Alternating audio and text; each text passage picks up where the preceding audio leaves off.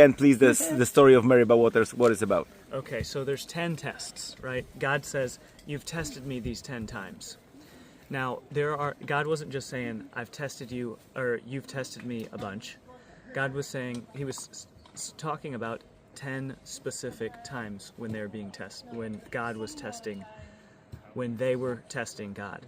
And it's not that they had a lack of faith. They saw the whole nation of Egypt get completely destroyed. They saw the waters split open and walked through the open waters. God is able to provide them with water. It's like, of course he can provide them with water. It wasn't a question as to whether or not he could do it. They were trying to figure out how far they could push the envelope. Their hearts were saying, what can we get away with? How much mercy can we rely on before God gets so angry with us that they were trying to push that envelope? Their heart was saying, what's the least we can do? When their heart should have been saying, what's the most that we can do? Okay. Each of these 10 tests is that same heart. Them testing God to see how rebellious they can get away with. God actually told them, you were pushing me in this moment, yes. Poczekaj, to jest bardzo ważne. So, there's this one test at the waters of Meribah.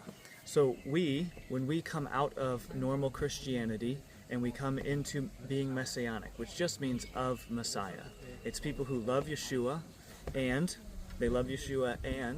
they are keeping his commands. It says that Satan goes to war with those who have the testimony of Yeshua HaMashiach and keep his commands. He's not going to spend a whole bunch of resources on something that's not a threat to him.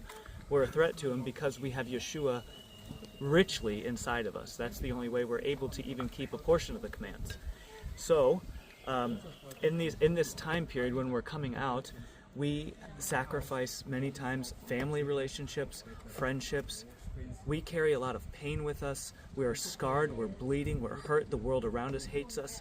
And it is painful and difficult, and it puts us in a place for a few years where we are hurt and bitter. That's just what happens as a result. But the Lord always heals us from it. In this time when we're hurt and bitter, we're also really focused on the commands.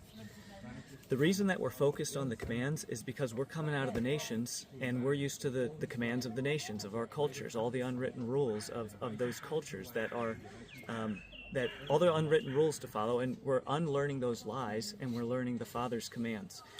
And it's not like we don't have Yeshua. The whole reason why we're doing it to begin with is because we love Yeshua. Otherwise he wouldn't put the desire inside of us to learn his Torah. Amen. But this is going to sound wrong, but it's not wrong. It's only just for a time. While we're really focused on keeping the commands, oftentimes what happens is we have a bit of a distance from Yeshua because we're not as focused on Yeshua. We are focused on learning his ways.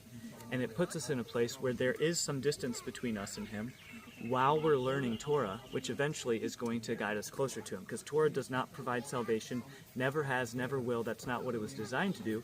It was designed to bring us closer to Yeshua. It says that he who knows my commands and keeps them will be loved of the Father, and I will reveal to that man who I am. I will teach that man who I am.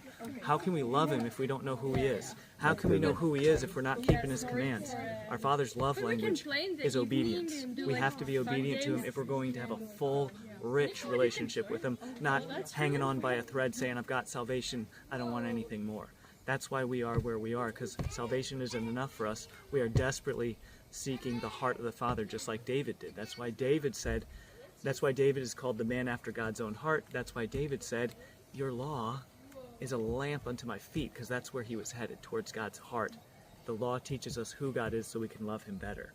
So while we're in this process of learning the law, there's a bit of a distance. And the branch, this test, the branch was the answer. There's bitter waters, they're thirsty, they need to drink it. They need to drink the water, but the water's bitter. So, the branch, Yeshua is represented as that branch. It was Yeshua, the branch, that was added to the waters, that turned the waters from bitter to sweet. To living waters. Once we get to that point where the commands become second